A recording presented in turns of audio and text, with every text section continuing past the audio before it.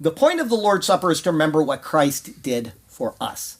If we say Christ died for me and all is okay, I can do whatever I want. What is that called? We use a term. License. Okay? It's license. I have a license to go out and sin. Yes. That is an unworthy way to act, and it is exactly what the Corinthians were doing by having a party instead of remembering the work of the Lord and what it means for us. Okay? He said, you've got the wrong attitude. I have to re-explain the purpose of the Lord's Supper. The question we should ask is, why do we even take the Lord's Supper? Right?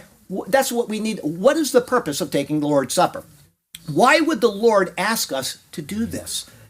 It is to be a constant reminder of what he has done and what he continues to do for us. About 1:30 last night, I thought, there's only two things that the Lord asks us. Some churches add in a third, which I won't get into right now, but there are two ordinances. Anybody?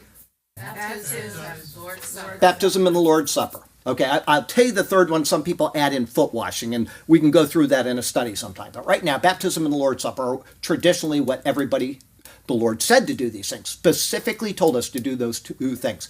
Baptism does what? For your salvation, what does it do?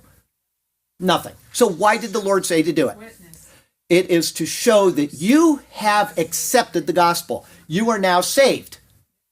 The sin debt is paid. But, when the Last Supper, he went to the apostles and he wanted to wash their feet. Okay? And Peter said, no, you won't. And then he said, well, then you have no part in me. And they said, wash me completely, Lord.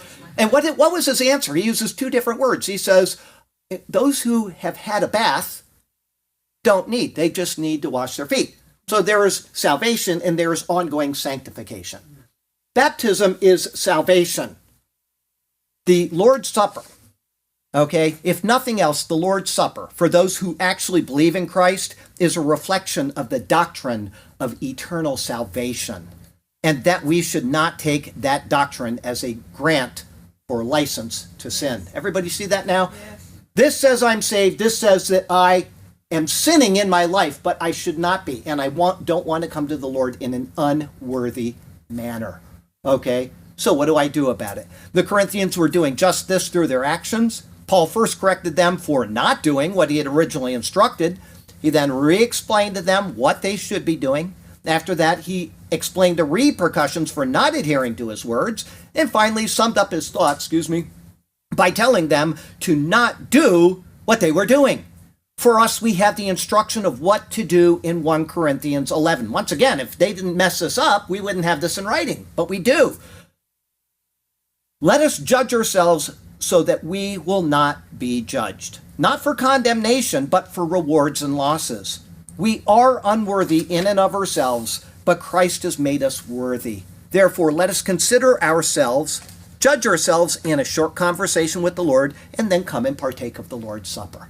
It's the same thing as baptism. It's the only two things he asked us to do, minus the foot washing, which we can talk about some other time. He gave these things for a reason. Otherwise, this would be a pointless gesture every week. What's the point? There has to be something that tells us, I've been busy all week. I haven't been thinking about the Lord. I need to focus my life again on him.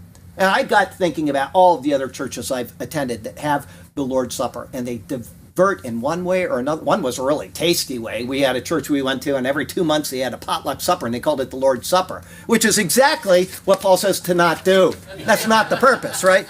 It's tasty, though. Some of those ladies could cook. But the point is that weekly, as often as you do these things, do them in remembrance of me. I died for you so that you wouldn't be doing the things that you are prone to do. And when you do, I've already cleansed you. Just acknowledge that and don't turn it into license for sin. You are saved and you are eternally saved. And this is a reflection of that state for you. Oh, everybody got that? Good.